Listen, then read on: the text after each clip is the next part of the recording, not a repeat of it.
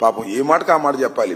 దగ్గుపాటి వెంకటేశ్వరరావు గారు, ఎన్టీ రామారావు గారు పార్టీ పెట్టిన దగ్గర నుంచి దగ్గుపాటి వెంకటేశ్వరరావు గారు ఆ పార్టీని కాపాడుకుంటూ వచ్చాడు. ఆయనతో పాటు ఆయనే కదా హరికృష్ణ, వీళ్ళిద్దరు ఉన్నారు. వాళ్ళిద్దరిని తొక్కేసి ఈయన వచ్చాడు. ఏం చేశాడు? ఎన్టీ రామారావుని కసకమని పొడిచేసి అధికారం తీసుకున్నాడు. ఆ పొడవటానికి ఎవరిని అడ్డం పెట్టుకున్నాడు? దగ్గుబాటి వెంకటేశ్వరరావు గారిని, హరికృష్ణని, ఇద్దరిని అడ్డం పెట్టుకున్నాడు. అడ్డం పెట్టుకుని తొక్కేసి ఆయన చనిపోయిన తర్వాత ఇద్దరిని తొక్కేశాడు. మళ్ళా దగ్గుబాటి వెంకటేశ్వరరావు గారు శ్రీమతి రమారమణ గోవిందో చివరికి ఆయన వైఎస్ఆర్ కాంగ్రెస్ పార్టీలో కూడా చేరాడు. మీకు గుర్తుందో లేదో?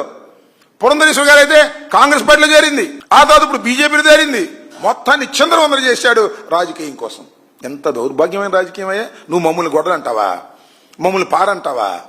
ఇంత వెన్నుపోటు రాజకీయాలు నడిపినటువంటి అనైతికమైనటువంటి రాజకీయవేత్త ఈ ప్రపంచంలో ఎవరైనా ఉన్నారు అంటే అది నారా చంద్రబాబు నాయుడు గారే.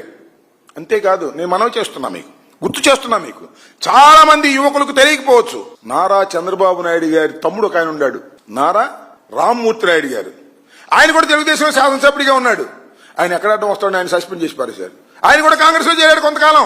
ఇలాంటి నీచ రాజకీయాలు, దుర్మార్గమైన రాజకీయాలు ఆడింది మీరు.